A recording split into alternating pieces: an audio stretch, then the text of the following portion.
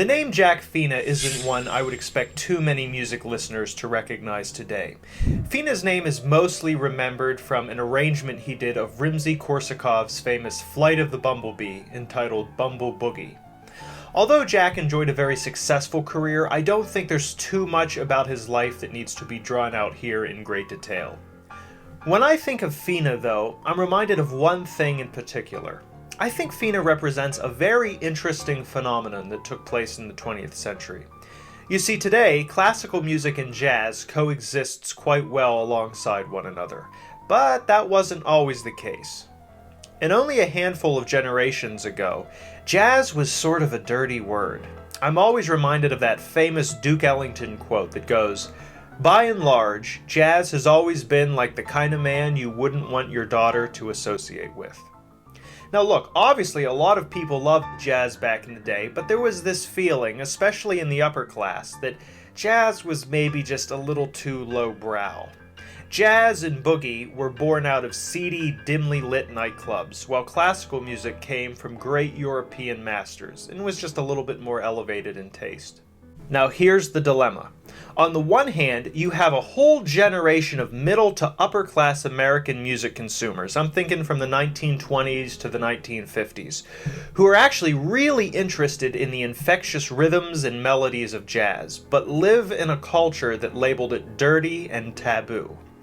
Well, for the entrepreneurial-minded musician, like Jack Fina, there lies a business opportunity here. What Jack Fina and so many others like him did was strip jazz down of its seedy roots of poverty, drugs, and promiscuity, which by the way always existed in classical music anyway, and reframe it as a family-friendly, commercially accessible light form of entertainment. No elaborate, self-indulgent 10-minute improvisational solos, no dubious jazz clubs in the worst part of New York City. It was all showmanship, smiles, and bow ties. It was jazz and boogie stripped down for a PG rating, free of all the negative social garbage. Now, for the first time, you could feel okay listening to jazz without any of the guilt. Jack's going to play Rimsky-Korsakov's Flight of the Bumblebee. However, we call it Bumble Boogie. Jack?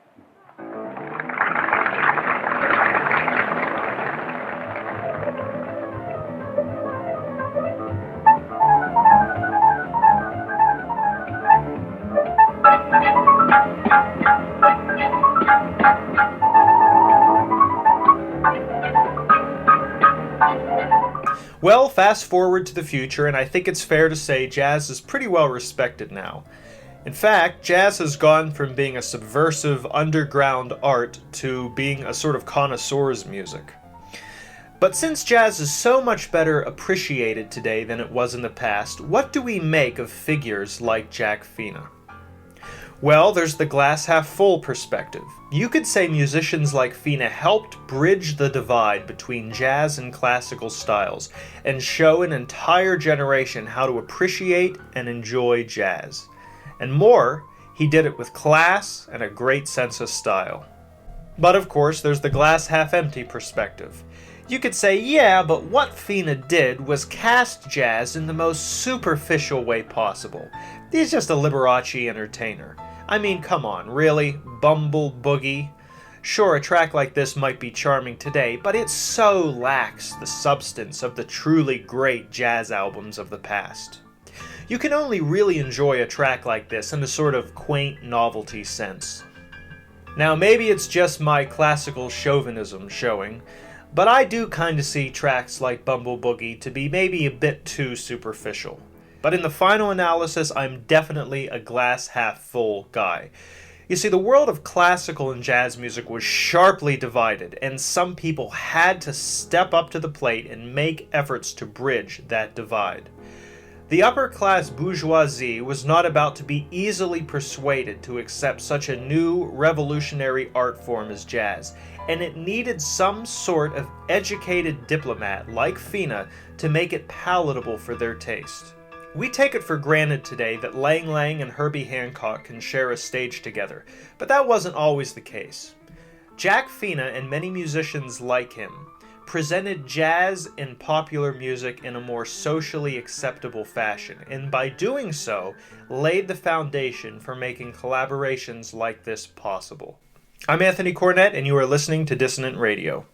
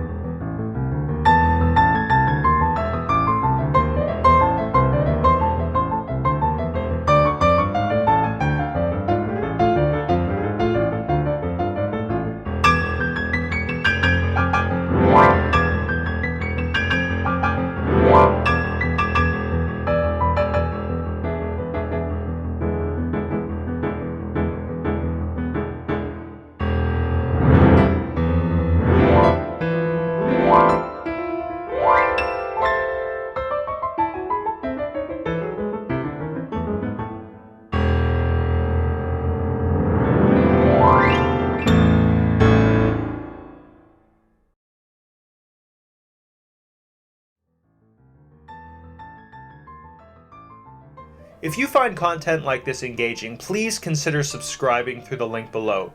Your support would greatly be appreciated, especially as I get started. For now, this is Anthony Cornet reminding you to take care, live well, and keep it dissonant. Cheers.